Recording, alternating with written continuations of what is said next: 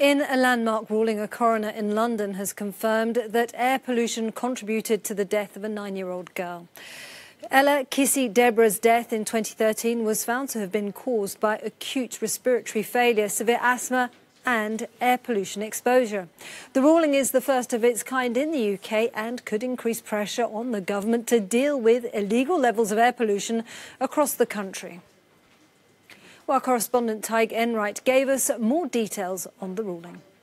We don't know exactly where Ella lived, or the court has asked us not to report it, but we can say that she lived within 25 metres of this road and that she would walk to and from school along it every day. And for the final 3 years of her life, she developed a very severe form of asthma.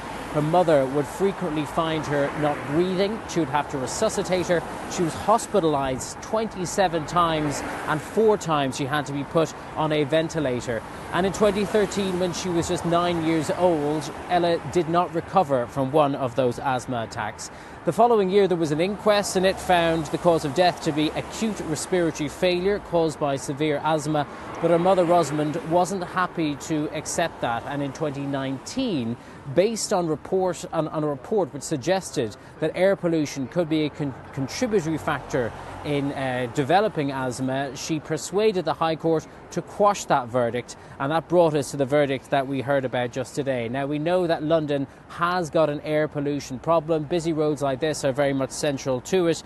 In many parts of the city, the pollution levels are higher than World Health Organization guidelines, and that diesel engines are particularly responsible.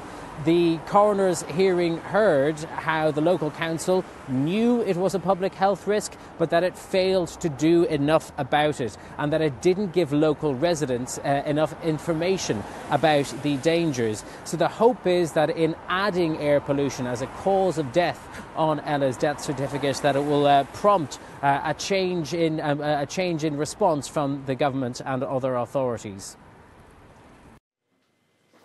And Ella's mum says she does hope the court's decision will prompt the government to tackle air pollution in the UK. 7 million people around the world die every year courtesy of air pollution. And yes, this was about my daughter getting air pollution on the death certificate, which we finally have. And we've got the justice for her, which she so deserved. But also it's about other children still as we walk around our city of high levels of air pollution. And I hope you heard what the coroner said, that there are still illegal levels of air pollution now as we speak. So this matter is far from over. Well, for more on this, we're joined by Clean Air campaigner Dom Gobbings. Thank you very much for joining us on the programme, Dom. And this is an historic decision. The Mayor of London has said it's a turning point. But do you think there is the political will now to really make actionable change when it comes to air pollution? Thanks, Isabel. It's good to join you. It is a historic result in a landmark case. It's a world first. And I think the political will should certainly exist. There are no excuses now for not taking stronger action on clean air. It's the biggest environmental threat to public health.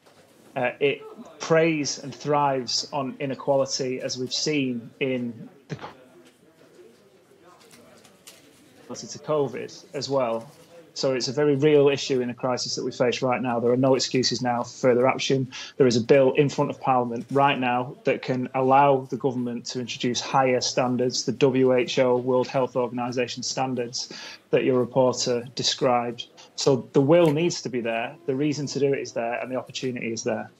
OK, the opportunity is there. Do we have any way to estimate how many people? Now, you've said quite rightly that this exposes social inequity, but do we have any idea how many people are exposed to these dangerously high levels of air pollution, so much so that they could suffer premature death?